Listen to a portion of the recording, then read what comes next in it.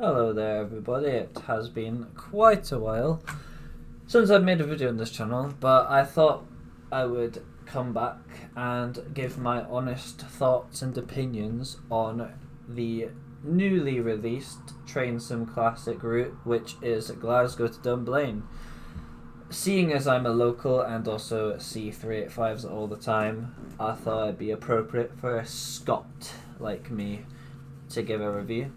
They also at the same time have launched this new beta, which apparently is looking to update lighting and 3D weather and all that. You can opt in by using the properties, which I've done, and you can post feedback if you want, and each build will be updated. So yeah, that's very cool, and they're not even charging you any money for it. Anyways, Glasgow to Dunblane is arriving today. It's been added to my library. I pre-ordered it because, you know, why not? I also got this Saluda grade route, which was absolute dog shit, but I'm not going to go on about that. So far my first impressions of the route are mixed. The screenshots do make the route seem good. It goes from Glasgow to Dunblane and Alloa via Stirling, two main cities, and two different routes to choose from. It only comes with one train, however you could argue that the one train it comes with is the one that was needed for railworks, because there's already the likes of the 170 and 158 and 365 and HST. So you can already make scenarios which are based in 2017 and you'd have a good variety. Although if you were trying to cater to new players, I would say including some diesel units would have enhanced the variety a bit. The route itself at its longest is about 30-35 miles, which is not the best. It would probably at most take you around 45 minutes to complete, whether you go to Stirling or Alloa. As a matter of fact, the two head code services from Alloa to Glasgow Queen Street are timetabled to take about 50 minutes. So all in all, I can so far say it's looking alright. However, I'm going to actually have to play it to give my honest opinions on the route. So here's that footage now. So when you first load into the 385, this is on a quick drive scenario, it is dead silent. It is completely silent. I'm not sure why this is, considering that is not the case. I've been on these myself. But anyways, you insert the master key and all of a sudden sound spawns in, so that's fun. TPWS and AWS operational. It's a nice feature, although the voice is wrong. Also, I didn't press that. You hear that? Now, I'm just going to ask you a quick question. What does that sound remind you of?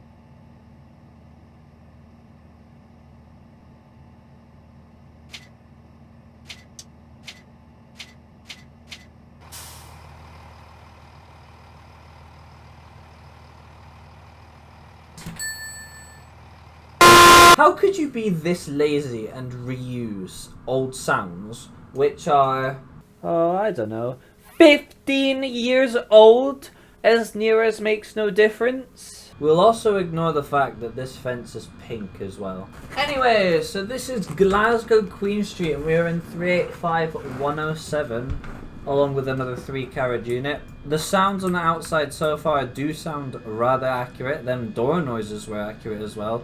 And the modelling does look rather nice. This does look a lot like Glasgow Queen Street. I mean, I've been here plenty of times. They even have the correct departure boards.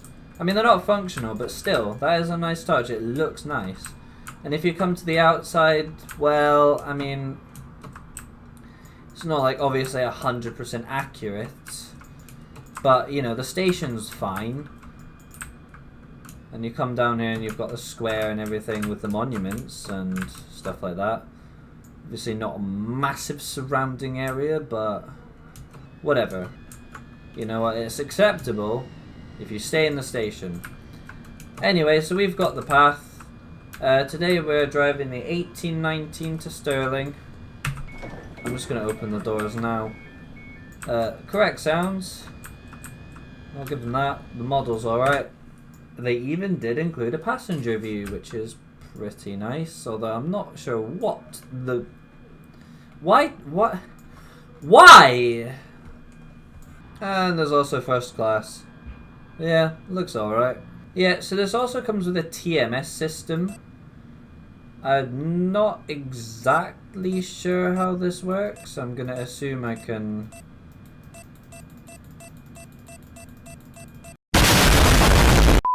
Advice not available. Home.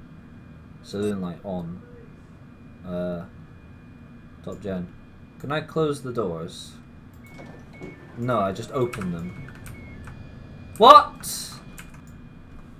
This service is for Stirling. Oh my god, it comes with an onboard announcement system. Even though the voice is completely wrong. Okay, the doors should not close that instantaneous, but we'll just ignore that. Right, now as we can all tell, the Class 385 sounds exactly like the real Class 385, right?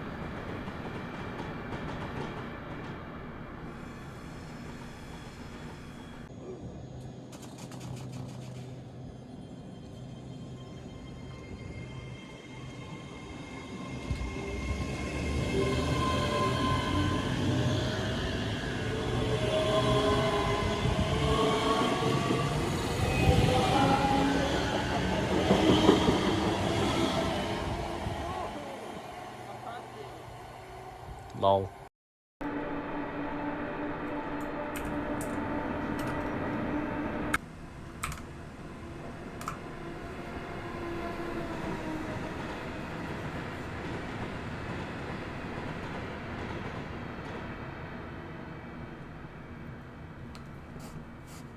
Oh dear. It literally reuses sounds from the old Portsmouth Direct Line units. I mean, I'll give them credit, the resemblance of a 385 is there, but what? There could have been so much more effort put into this. Like, just listen to the sounds. It sounds like a train from 5 years ago. Arrive at Bishop Briggs. Oh shit, I'm approaching Bishop Briggs. Before leaving the train. Please mind the gap between the train and the platform as you leave the train. We are absolutely going to ignore my terrible driving here. Right. Slowing down. We're not approaching the station at 60 miles an hour. You're not seeing anything. Let's just hear these stopping sounds. Yeah, okay, fine.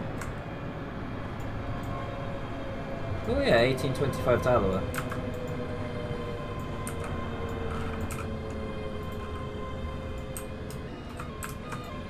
Operational incident, my lord. 73851061013. Yeah, nah, those sounds are disappointing, and I don't think anyone watching this video should be a slightest bit surprised.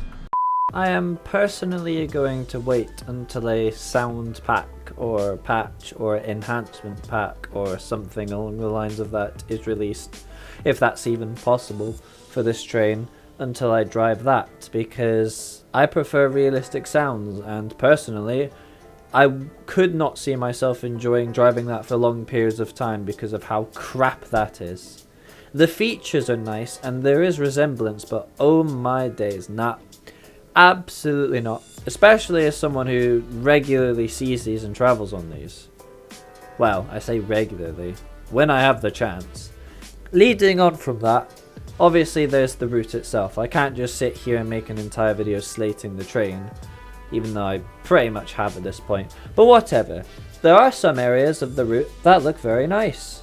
I took a few screenshots, and overall it is well built. The developers did state that they are local, so obviously a lot of research would be easy and done. However, there are still a few little bits here and there that are a bit off. For example, the lack of detail outside of Stirling is mind-boggling to say the least. The station itself is well done, but the areas surrounding it are just a bit lazily done if you ask me. There was also someone that pointed out that there are some errors in regards to speed limits being incorrect. I am not bothered to go into detail and try and find exactly where these are. I don't have the effort for that, but if that is true then that's quite shan. Also, the level crossing at Waterside doesn't have tension cord barriers, and it does in real life. That's just a little niggle, but you know, what can I say? I've been level crossing veg. Overall, however, I wouldn't say it's necessarily a bad route. These are just my first impressions. I think the route overall is alright, and will be enjoyable to drive in decent trains, and you'll probably be able to make some decent scenarios, especially from the 2017-18 kind of years when there was a lot of variety on the network. Although if you ask me, the 385 is the thing I'm most bummed about.